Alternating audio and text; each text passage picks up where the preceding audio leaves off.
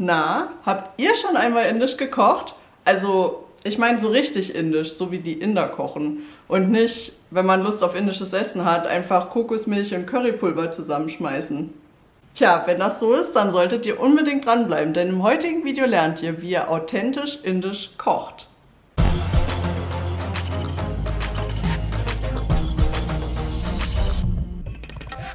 Wey, Namaste, herzlich willkommen bei Indien für Anfänger. Ich bin die Latoya und ich freue mich sehr, dass ihr heute wieder dabei seid. Im heutigen Video dreht sich alles um indisches Essen oder vielmehr ums Essen machen. Vor einiger Zeit habe ich mich mit meiner Freundin Jenny getroffen und wir haben mal wieder zusammen gekocht. Wer sie kennt, weiß, dass sie verdammt gerne und verdammt gut kocht. Vor allem indisch. Und weil sie selber schon oft in Indien war, hat sie mittlerweile einen eigenen YouTube-Channel, den ich euch hier verlinke. Und in dem sie ganz viel von ihren Erfahrungen in Indien und ihren Reisen erzählt. Schaut einfach mal rein, es lohnt sich wirklich. Vor einiger Zeit habe ich ja schon mal ein Video zur indischen Küche gemacht, wo ich auch die ganzen Begrifflichkeiten erklärt habe. Unterschiede zwischen nord- und südindischer Küche, Ost und West und so weiter.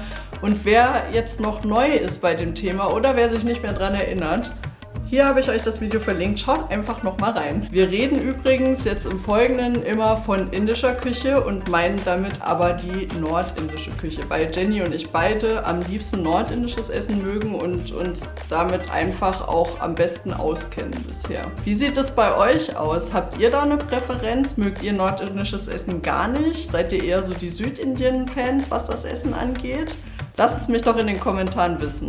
Nun aber los! Wir haben uns 3 Gerichte ausgesucht, die wir heute mit euch kochen wollen. Und zwar Butter Chicken, Paneer Tikka und Egg Puffs. Wir haben uns dazu im indischen Laden unseres Vertrauens mit ganz vielen Gewürzen und anderen Produkten eingedeckt. Und das gleiche kann ich euch nur auch empfehlen, denn das Essen wird natürlich nur authentisch, wenn ihr auch die originalen Produkte verwendet. Okay, Jenny, also, du bist hier der Chef.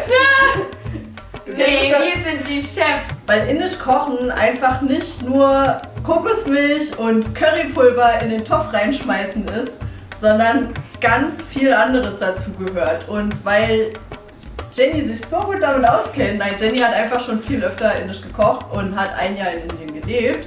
Deswegen würde ich mal behaupten, dass sie sich schon ein bisschen auskennt damit und deswegen habe ich sie heute auch hier. Also Jenny, kannst du uns ganz kurz die wichtigsten Basics zum indisch Kochen erzählen?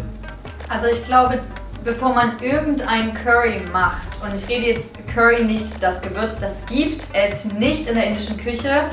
Also kein Inder verwendet Curry. Also es gibt es einfach nicht. Es ist eine Gewürzmischung, die in Europa eigentlich erfunden wurde. Oder in der westlichen Welt. Ja, auf jeden Fall, bei jedem Curry würde ich zuerst eigentlich immer erstmal Öl reingeben und Jeera Seeds, also diese Kreuzkümmel, dieser pure Kreuzkümmel quasi wieder, von dem ich vorhin schon gesprochen habe. Und danach die Zwiebeln und dann die Ginger Garlic Paste. Und das sind eigentlich so diese 3 Schritte, die fast bei jedem Gericht eigentlich das lässt man dann so anbraten? Das lässt man so ein bisschen anbraten, bis die Zwiebeln so golden brown, also so goldbraun sind. Und man kann dann je nach Belieben halt entweder Lorbeerblätter hinzugeben oder Zimt hinzugeben, was man eben noch mit dem Aroma anbraten möchte. Und danach kommen meistens Tomaten hinzu. Auch die lässt man dann ein bisschen dünsten, also zusammen mit den Zwiebeln, bis es auch ein bisschen so eine Paste ergibt. Und dann denken viele immer, dass halt sehr viel Tomatenpüree reingekippt wird. Entweder ihr püriert die Tomaten selbst oder ihr gebt eigentlich nur ein bisschen Wasser hinzu und lasst die Zwiebeln mit den Tomaten zusammen kochen. Und dann kann man allmählich diese Pulver hinzugeben. Dann kann ich ein bisschen Korianderpowder hinzugeben oder ich kann Garam Masala hinzugeben oder Chili Powder und das lasse ich eigentlich allmählich kochen, bis das eine Art Paste ergibt. Genau, und das wird dann eigentlich so die Basis für meine Soße. Würde man Alu Gobi auch so machen?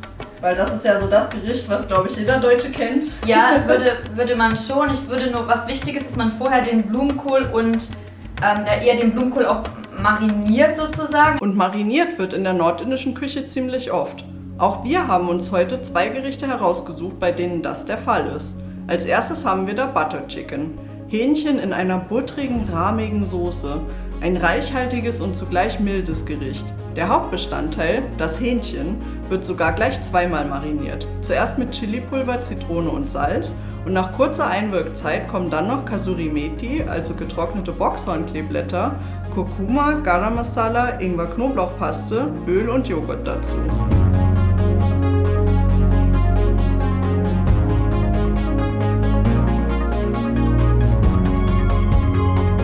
Und dann wird gematscht.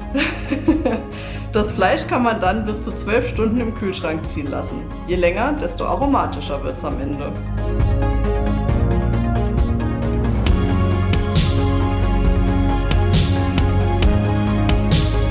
Wir braten jetzt gerade das marinierte Hühnchen an. Das kann auch ruhig ordentlich angebraten sein. Und danach nehmen wir das wieder raus aus dem Topf und geben dann ein bisschen Öl rein.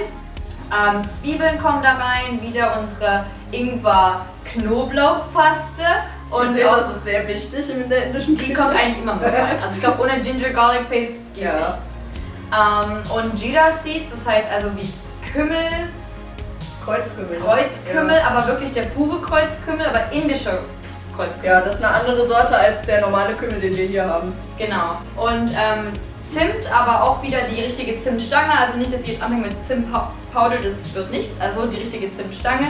Und Nelken, weil es auch nochmal so ein richtiges Aroma dem Essen gibt. Und dann braten wir das ein bisschen an, geben die Zwiebeln rein und danach kommt erst das Fleisch mit rein. Dann müsst ihr nur noch die passierten Tomaten sowie etwas Wasser hinzugeben und das Ganze simmern lassen, bis eine cremige Soße entsteht. Gibt es denn in der indischen Küche auch Pudergewürze, genau? Auch Pulvergewürze oder nimmt man von allem einfach nur die Reinform? Es gibt auch sehr viele Pulvergewürze, also zum Beispiel Coriander Powder oder auf Hindi sagt man Dhania Powder, Koriander Puder, Koriander Pulver, Koriander Pulver zum Beispiel wird sehr oft genutzt. Garam Masala gibt es auch als so eine Gewürzmischung, sage ich mal. Oder auch, es gibt so viele verschiedene Gewürze. Okay, das sind einige. Aber man nutzt halt auch sehr oft die puren, also die pure Spices. Also, nochmal kurz zusammengefasst. Verwendet immer, womöglich, die Gewürze im Ganzen. Besorgt euch Garam Masala als Universalwürzmittel für indisches Kochen und bereitet eure Currybasis zu, indem ihr Zwiebeln, Ingwer-Knoblauchpaste und eure Gewürze gemeinsam anbratet. Weiter geht's mit Paneer Tikka. Also, hier machen wir jetzt gerade die Marinade für den Paneer. Wir möchten nämlich gerne Paneer Tikka machen, das heißt marinierter Paneer im Backofen, eigentlich im Tandoor, aber haben wir jetzt nicht da.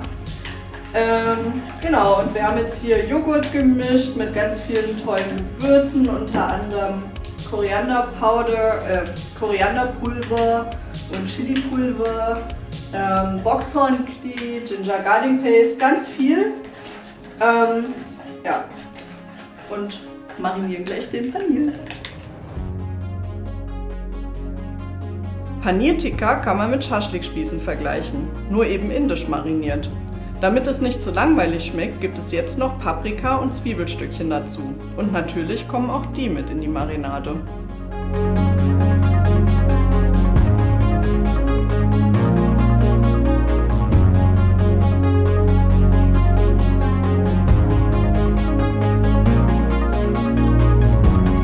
Jetzt muss natürlich noch der Paneer klein geschnitten werden. Den kann man übrigens ganz einfach selbst machen, aber es kostet ein bisschen Zeit. Die war heute ein bisschen knapp, deswegen haben wir den fertig gekauft. Jetzt haben wir den Paneer klein geschnitten und jetzt muss er noch mariniert werden.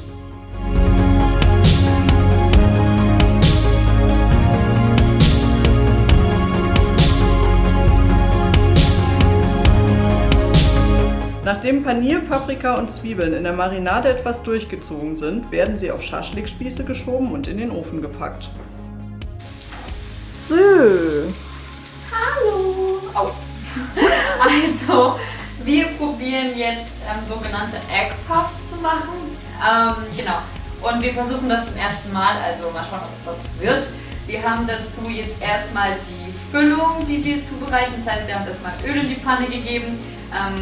Curryblätter und Zwiebeln und die Zwiebeln habe ich so ein bisschen karamellisiert mit Zucker und dann kann man quasi zum Beispiel auch den Ginger Garlic Paste, also quasi Ingwer-Knoblauchpaste mit dazugeben und verschiedene Gewürze, worauf man eigentlich Lust hat, also von Garam Masala oder auch ein bisschen Chili Powder oder Koriander Powder, und dann wird man das quasi so ein bisschen anbraten. Danach kommen die Eier, die wir gerade schon kochen, auch mit da rein, und dann vermixen wir das Ganze und geben noch ein bisschen Tomatenmark hinzu, und dann kommt das Ganze in den Blätterteig und dann in den Ofen und dann sind die eigentlich auch schon fertig.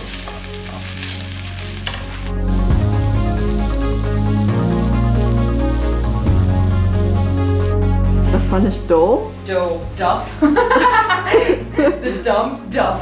Wir haben noch die Eier da reingesetzt und die setzen wir jetzt hier auf so ein Blätterteigstückchen drauf und klappen das einfach zusammen.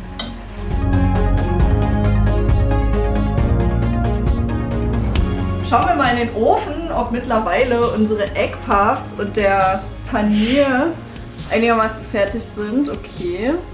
Also die... Oh, guck mal, es bewegt sich.